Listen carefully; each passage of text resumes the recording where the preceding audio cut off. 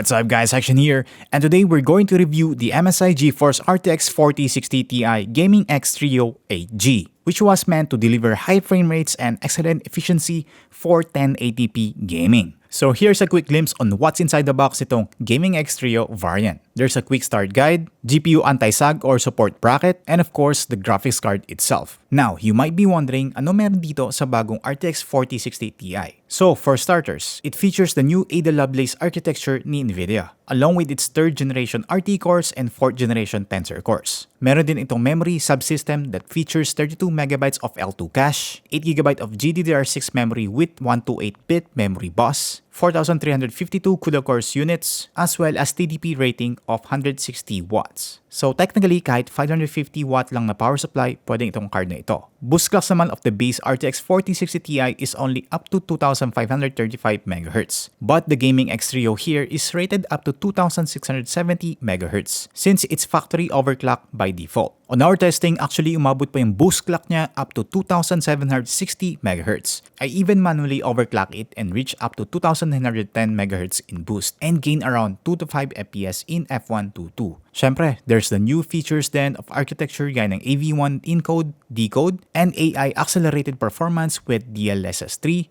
and ray tracing. The new MSI GeForce RTX 4060 Ti Gaming X Trio has a 2.5 slot design with a cooling solution. It only weighs around 1.16 kilograms and medyo manipis siya because it obviously doesn't require a very large heatsink to cool it down. It uses one 8-pin PCIe power connector and nakapaloob din yung connector with a cutout so that cables wouldn't interfere with the side panels when mounted on the case. There's also custom PCB and DRMOS power stage solutions for better efficiency and performance. For the display connectivity options, we have 3 DisplayPort 1.4a and isang HDMI 2.1a. Design-wise, there's a black and gray color scheme, which seems to be a norm already on both the metal backplates as well as a cooling fan side na may konting RGB lighting din as well as dun sa MSI logo. Of course, on the cooling solution, we have the MSI Strife-Frozer 3 thermal design, which features copper baseplate and core heat pipes, which are both connected para mas efficient ang heat transfer to the heatsink. There's also the Torx Fan 5.0,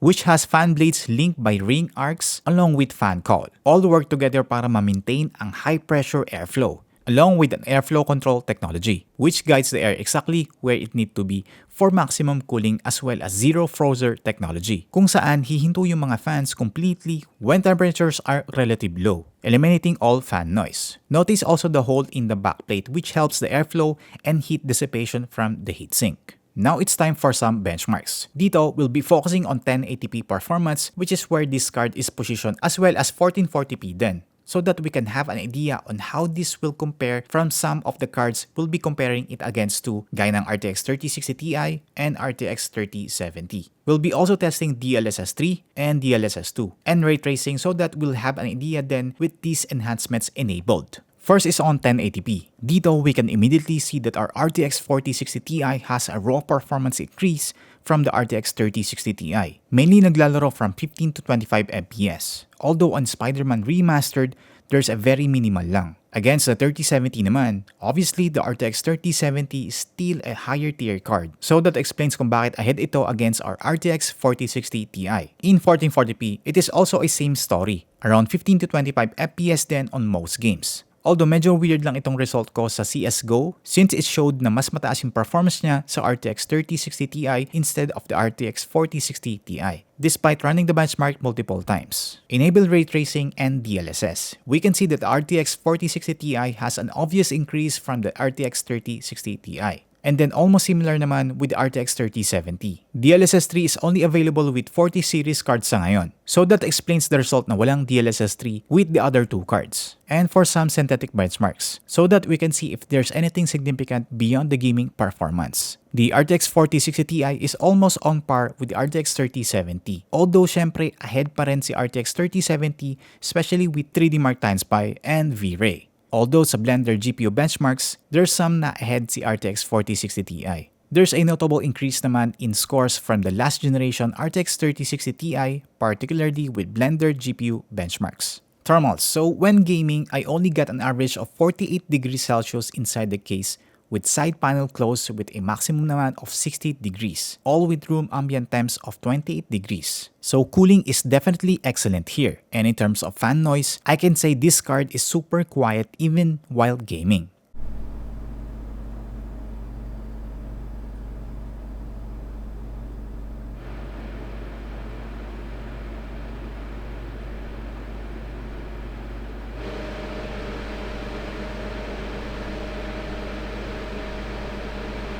In my opinion, I think the new MSI GeForce RTX 4060 Ti Gaming X Trio is a new option if you're looking to play in 1080p at the highest settings or even some 1440p gaming. And also if you're looking to try the latest NVIDIA architecture and features gaya ng DLSS 3, ray tracing, AV1 encoders, decoders, with NVENC, which will all benefit current gamers and streamers. Sa design, I feel it's quite simple but still aesthetically attractive. Enough for its level, gaming card pa rin kung tignan.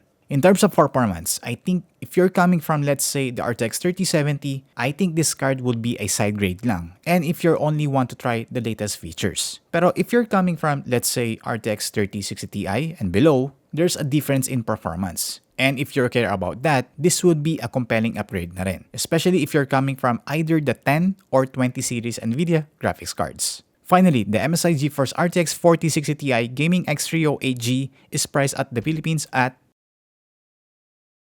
So there you have it. Thank you guys for tuning in. This has been Xtian. So like the video, subscribe, and I'll see you on my next video.